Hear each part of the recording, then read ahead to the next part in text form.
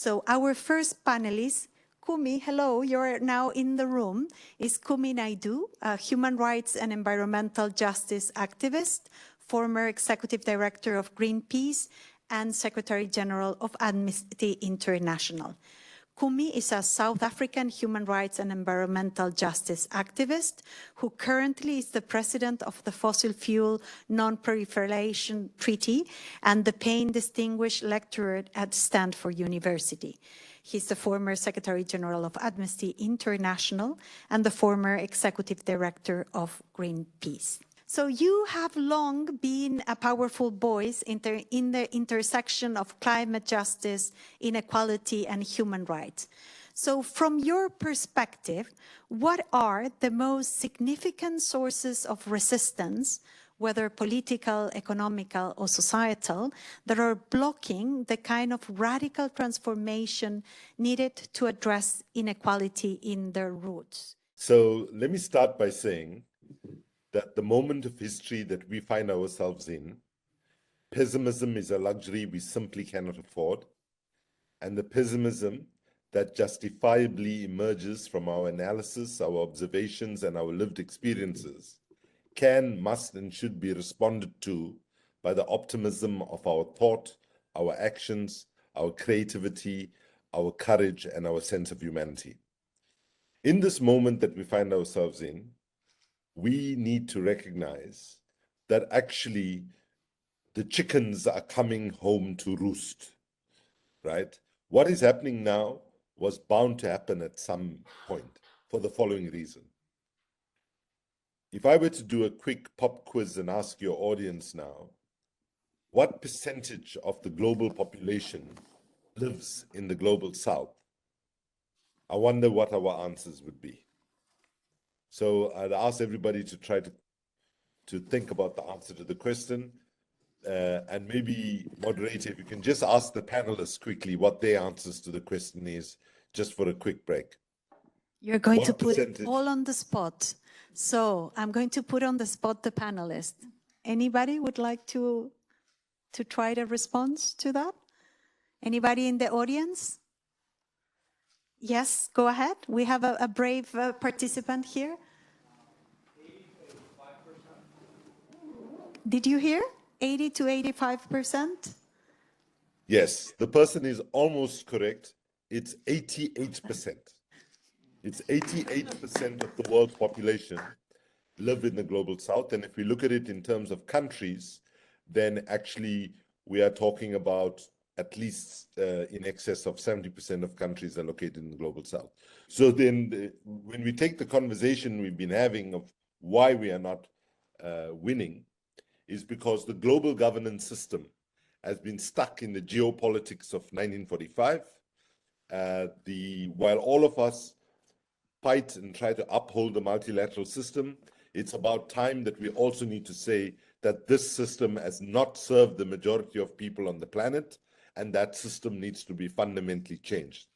And so in this moment of crisis, we need to actually be looking at how that change might actually happen.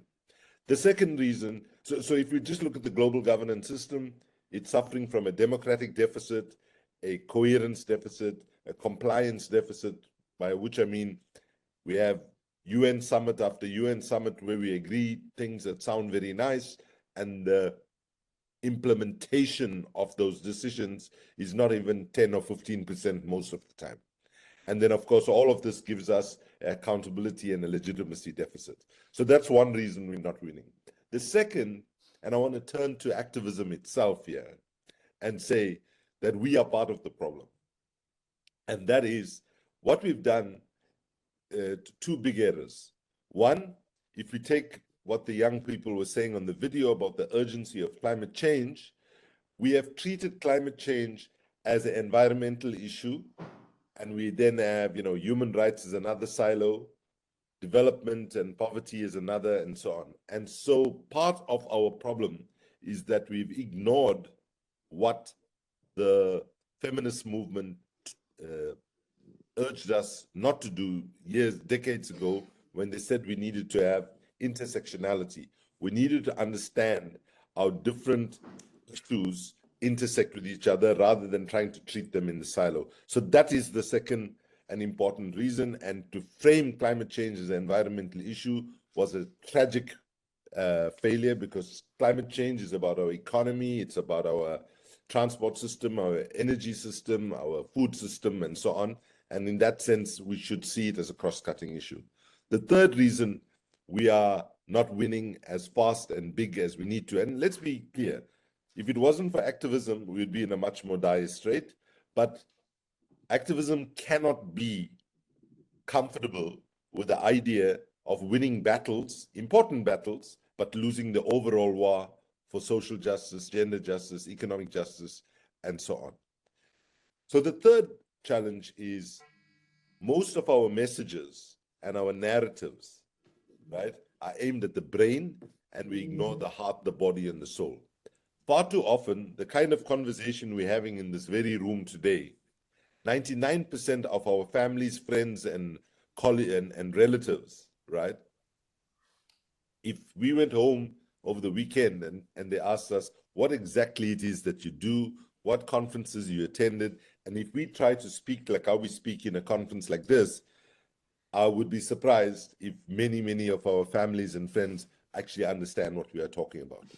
So bottom line is, we are losing the communications battle. The main reason I would say we are not winning is that we don't have people behind us in sufficient numbers.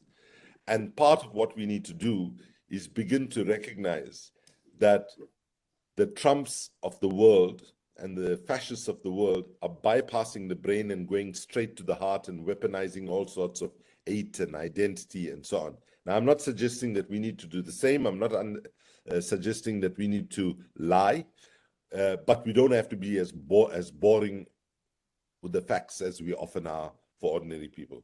So here is why one of the solutions of our time to address this challenge is to address the problem of communications. And you might have heard that there's a new movement that has emerged where we're bringing arts, culture, and activism together, called the Artivism movement, where we try to reach people through music, through culture, through various different artistic disciplines, and so on. To conclude,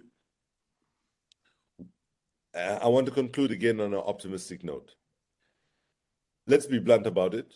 We cannot sugarcoat the moment that we're in. None of us thought we would be in this disastrous situation where we see fascism on the rise, and we need to call it that. We need to not be hesitant. Fascism is on the rise, and you can go look at the technical definition of fascism and see what's happening.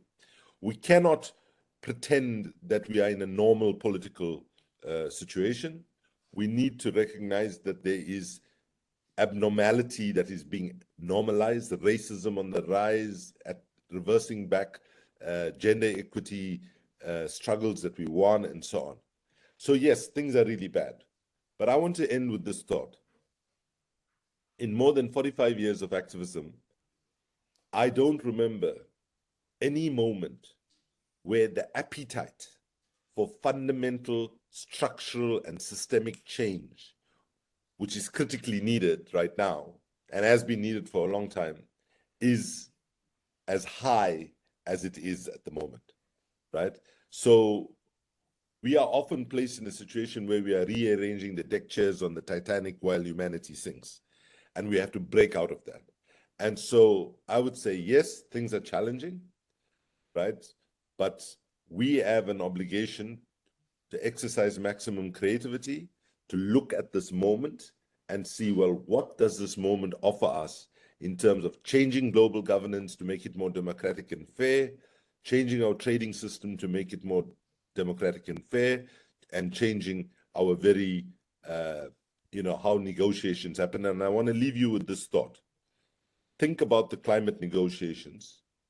It took us 28 years since the first one in Rio for fossil fuels to be even mentioned in a climate outcome document, when we know that fossil fuels constitutes 86% of the cause of climate change, right? So that's like Alcoholics Anonymous having conferences every year, and it takes them 28 years before they can mention alcohol in their outcome document. So I end by saying that we have to be brutally honest with ourselves. If we are failing, we must say to ourselves, we are failing, we're not winning as fast and big as we need to, and we need to be addressing the structural and systemic problems in the way activism and change happens, including following on climate change, following fossil fuels and getting fossil fuels phased out as fast as possible. Thank you very much for your attention. Thank you, KUMI.